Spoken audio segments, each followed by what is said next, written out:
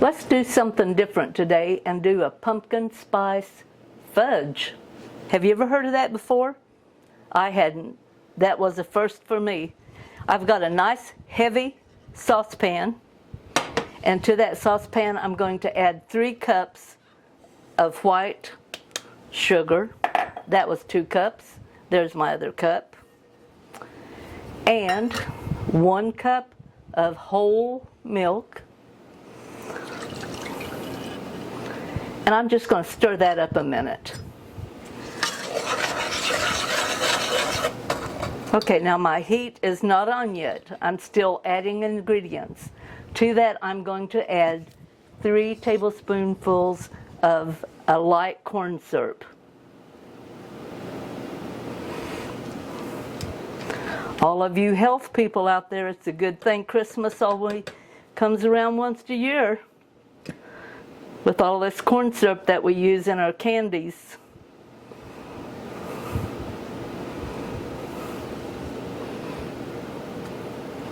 Okay, and that makes 3.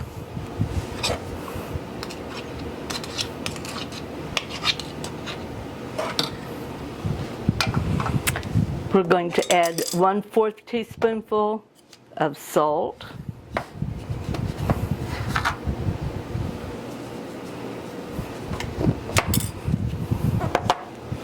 One teaspoon of a pumpkin pie spice.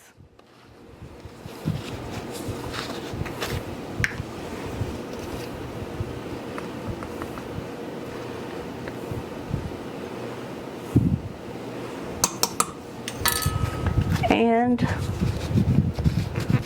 1/2 cup of pumpkin.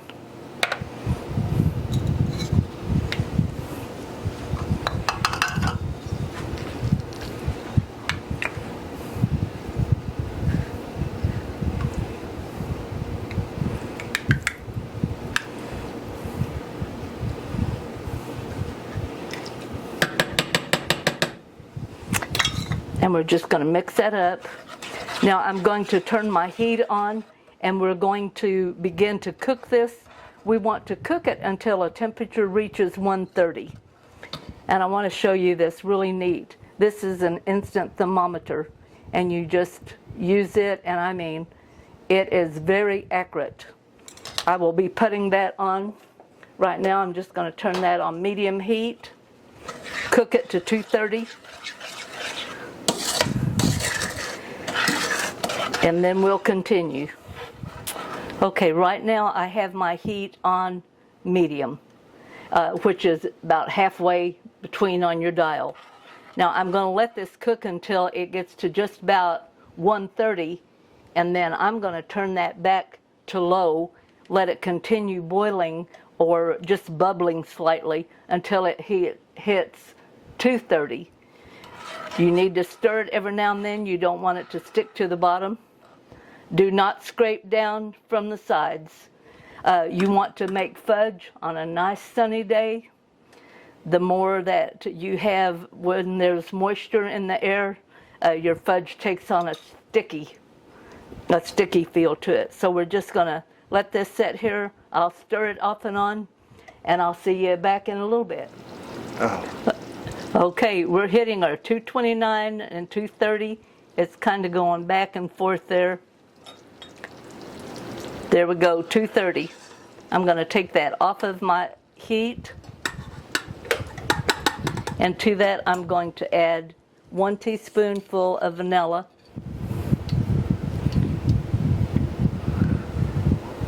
My vanilla, 1 teaspoon, and 4 tablespoonfuls of butter. Now I've let this set out. This is unsalted butter, and I let it set to room temperature so it would melt in there nice and quick. Well, I just put that out on the... Now I'm going to stir that in there. Do not take your thermometer out of the pan. And I'm going to let that butter melt in there. Stir it, make it sure it's mixed up nice. I want to tell you about this thermometer though. We got it at Walmart. Walmart is not associated with us in any way, but this is the neatest little thermometer. It is so easy to use. It fits down on the side of your pan very tightly. I don't know if you can see that. It fits down very tightly. Whenever you're making your candy, you do not want the tip of your thermometer to touch the bottom of your pan. And that is so hard to adjust sometimes. But with this, you just squeeze those, bring it up wherever you want it. It's up, not touching the pan, you're in good shape. Love it. Wish I'd known about this several years ago. Okay, I'm going to melt that butter in there. And we're going to let this sit here on a wire rack and cool until it gets to 110. Okay, our thermometer has reached 110.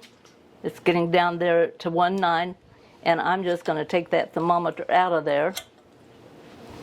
And you can see that it's shiny and thickened.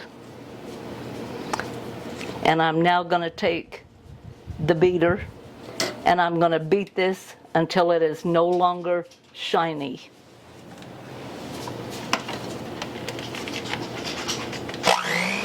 Okay, we have used a hand mixer, and I would suggest that you use a stand mixer because it takes a long time to beat this down to where that it is no longer glossy.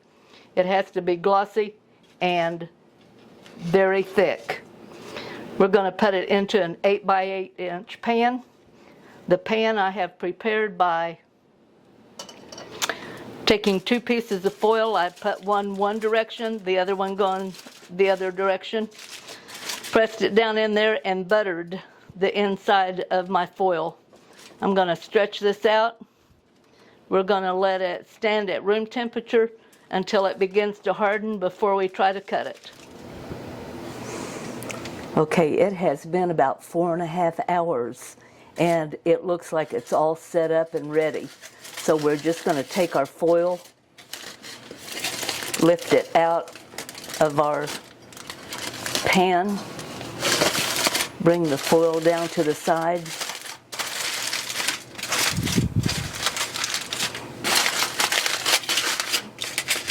And then we're just going to cut it into probably 1-inch squares. It's nice and soft.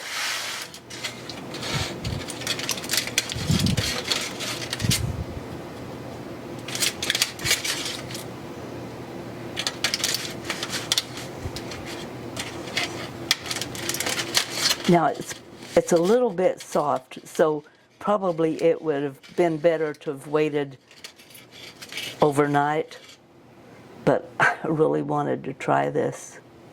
There we go. Give it a try. A pumpkin spice fudge.